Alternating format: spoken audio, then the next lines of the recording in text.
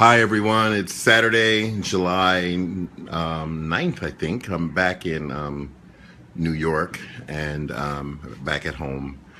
And I wanted to, as I get more of these, I'll get better at them. But I wanted to talk today about something that was sort of came to me because of what happened to me in my journey back here from St. Thomas Virgin Islands yesterday.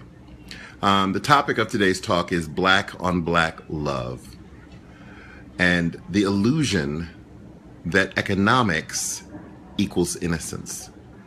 So innocence, I want to talk a little bit about that, is an interesting thing to think about as we look at what's going on in the world today with all people, but most particularly with black people, because innocence is something that is fundamentally like a pass in society.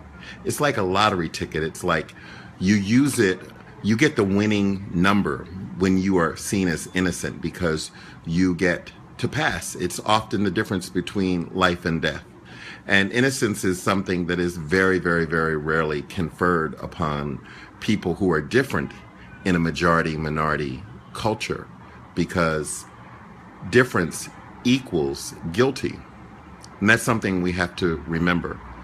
But one of the things that I want to talk about today in terms of this equation of economics equals innocence is what it means in terms of the ability of black people to be engaged in fully participating in black on black love. Because the issue of class or economics or class stratification, which is something that has always lived in our community, is a problem because we have a notion that black people with money are somehow better and therefore more innocent and therefore get a pass than black people without money. Now, to illustrate my story, my point. Yesterday, coming back into the country, I had to go through the U.S. Customs, and I was greeted by a very pleasant middle-class African-American West Indian woman who was a U.S. Customs agent. And when asked me how I was doing, et cetera, I said, well, given the current circumstances, I'm doing as best as I can. Now, for those of you who know me, I am, to everyone, a big black man. And what happened in that short time that I am standing in front of a black woman holding a gun, responsible for my safe and entry back into the country that I was born in, is that a conversation ensued.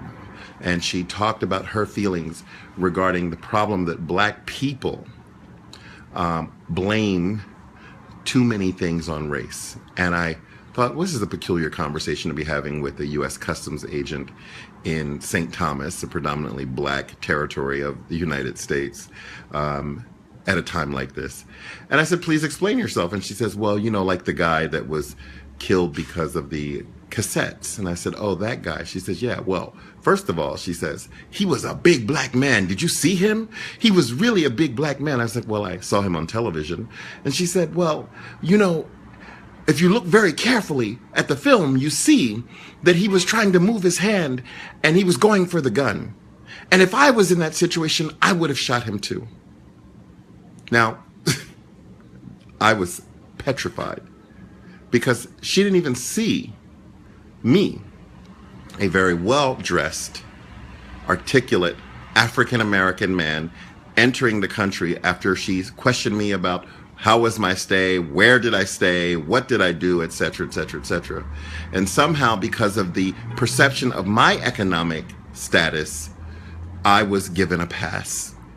It also gave her permission to say something to me, to speak to me from her truth, her damaged and twisted and sordid truth that she holds as a person who lives in this society and who's getting the same messages about economics, equality, and innocence. Now, that U.S. Customs agent, as an African-American woman carrying a gun, I said to her, let me ask you a question. I said, if he had been a big white man on the ground, I said, do you think this would have played itself out in the same way?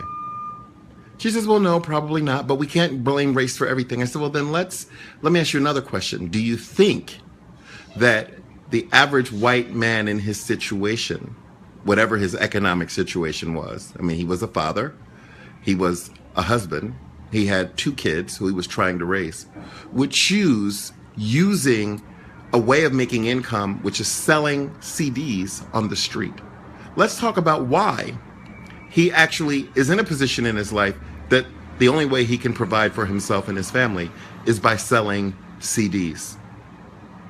And she says, well, I said, have you ever seen a white man selling CDs on the street? 2 at a time, 3 at a time. And she said, no, I can't say that I have. I said, but that has nothing to do with race, right? And so she looked at me quietly.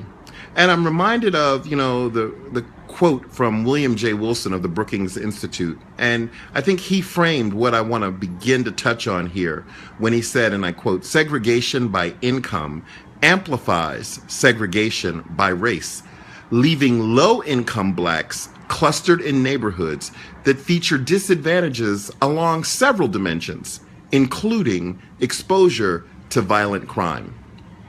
And therein lies the problem of black-on-black love. Because if I look at you as not worthy of a pass because you are a member of this black community, yet you are not entitled to the privileges of being a member of the black community because of your socioeconomic status, then any kind of excessive force from within the community or outside of that community is justified in my mind.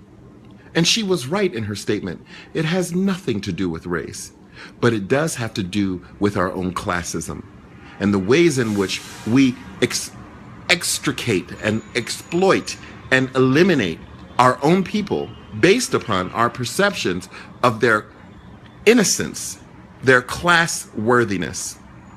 And so this gentleman who died in the street wasn't just black, he was poor. Now, the media doesn't want to really deal with that. The media doesn't really want to talk about this whole implication of economics and the equation of economics and the perception of innocence. But it's something that we, if we really are interested in creating a more beautiful society, cannot turn our attention away from. Someplace scouring around the internet is a really interesting little social experiment where they put a little young white girl in sort of pauper's clothing and they put her in the center of a village, and she just stood there and people taunted her, and until finally she ran out of the village, a 6-year-old actor crying in tears. And then a few minutes later they placed her right back in the same square, in the same piazza, but she was dressed as a very well-dressed young girl who appeared to be lost. And it was amazing the number of concerned citizens who came to her aid, who did everything they could do to attempt to rescue and help her, who saw the innocence in this little 6-year-old girl that they failed to see when she was dressed as a poor and possibly homeless child, someone who arguably is in much more dire straits for any number of reasons. So once again, the media has fallen short in its humanity toward all of humanity, and violently short in regards to black people by not telling the whole truth about why low-income black men and women, black Latinos and other groups of people are likely, much more likely, to be target of violent crimes in our society that is perpetrated not only across racial identities, but even within. And I think it's one of the ways in which we need to pay attention, as I talked to yesterday, to the attention that we're paying. Because one of the things that I want you to remember is that the most dangerous hour of the day in the United States of America, a time of day when no lives matter, where ratings matter more than humanity, is the time that we all gather to watch the primetime daily news. So once again, I'm going to ask you to, starting today and moving forward, when your primetime news comes on, take the first 15 minutes, which is the first 15 minutes of trauma, of all of the no lives matter messaging that happens in our society against outside groups happens, and use that time to turn off your social media, your television, your radios, and take that time to connect. I'm talking about a protest that I'm calling Turn Off and Connect. And by connect, I mean we want to demonstrate the collective power and the economy of black and brown people paying proper attention, paying beautiful attention to black and brown people and people of all cultures and races and backgrounds and identities in a way that lifts us all up. And we must start by paying attention to the narratives that the media is force-feeding to the world about the value of all lives based on the color of your skin, the gender of your body, the accent of your voice, the religion that nourishes your soul, and the people who you feel you are meant to love. That's all I have for today. If this is helpful to you, please send a response. As I go forward, I'll organize this more, but please let other people know about these daily talks. This is talk number 2. I'm doing this because it's all I can do and because I love you. Take care. Bye-bye.